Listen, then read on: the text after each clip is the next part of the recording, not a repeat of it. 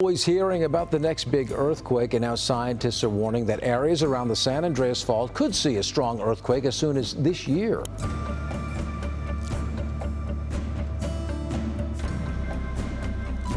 There hasn't been a big earthquake on the southern San Andreas Fault for a long time, and we may have found a reason why. Stretching 800 miles from the Salton Sea in Southern California to Cape Mendocino in the north, the San Andreas Fault line snakes through the heart of one of the nation's most bustling regions. This colossal crack slices through Vineyard subway stations, power lines, and vital water mains. Millions of people live and work alongside it, crossing its path on 966 different roads each day. Most go about their lives oblivious to the dangerous secret that lies beneath their feet.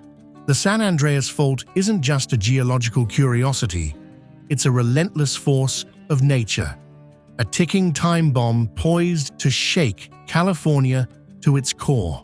This fault line, a boundary between the Pacific and North American tectonic plates, has already caused devastating quakes in the past. Most recently, the ground trembled in 2004, but the tremors are a mere prelude to the real threat. Earthquakes have historically struck every 22 years, so another seismic event is overdue. Thomas Jordan, the director of the Southern California Earthquake Center, recently issued a chilling warning. According to Jordan, the San Andreas Fault is in a precarious state, with the southern segment locked, loaded, and ready to go. This isn't mere speculation. Since 1857, the southern part of the fault has seen no major stress release. As the Pacific plate advances faster than the North American plate, the pressure between them intensifies. The fault's history is a stark reminder of its potential for destruction. The infamous 1906 San Francisco earthquake, a devastating 7.8 magnitude event, and the 1989 Loma Prieta quake, with a magnitude of 6.9, serve as grim reminders. While the southern segment hasn't seen a quake of that magnitude recently, the buildup of stress suggests that the big one could be closer than anyone wants to admit. So, how massive the next San Andreas earthquake might be? The film San Andreas might have set your expectations high with its dramatic 9.0 magnitude quake, but real-life scenarios paint a slightly different picture. In reality, earthquakes of such colossal magnitude are rare and typically happen where one tectonic plate slides beneath another, like in Chile or Japan. California's San Andreas Fault, where plates slide past each other, presents a unique situation. Experts forecast that the strongest quake the San Andreas Fault might produce would be around 8 on the magnitude scale, with a 7% chance of occurring in Southern California over the next 30 years. More likely, there's a 75% chance of a 7 quake in the same period. While these numbers might seem manageable, the impact is enormous. A magnitude 9 quake releases 32 times the energy of an 8 and 1,000 times that of a 7. Destruction is inevitable with any major quake, but don't expect Hollywood-style chaos. The San Andreas Fault isn't underwater, so no tsunamis will follow, and a massive gap forming, like in the movie, is pure fiction, as the plates are sliding relative to one another rather than away from each other. The real threat is real, but not quite as cinematic. What is likely is significant destruction. Despite California's rigorous building codes aimed at safeguarding structures, especially older ones, and prohibiting new construction along known fault lines, no building can be completely immune to a natural disaster. To fully grasp the potential impact, it's essential to understand the fault zones. The San Andreas Fault is divided into 3 major sections: northern, central, and southern.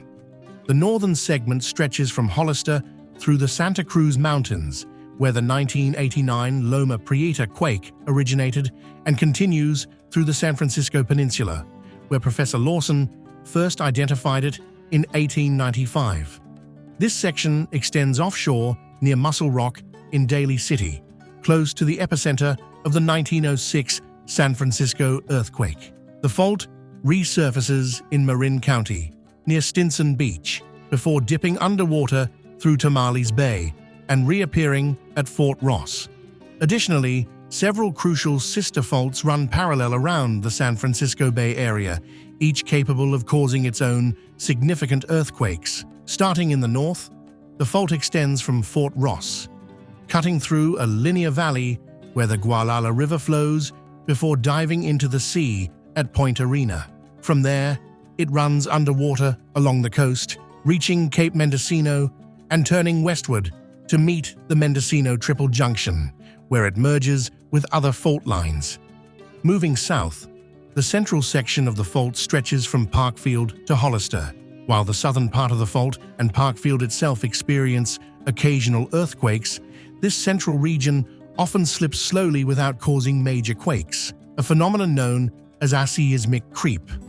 The southern segment, known as the Mojave segment, begins at Bombay Beach near the Salton Sea.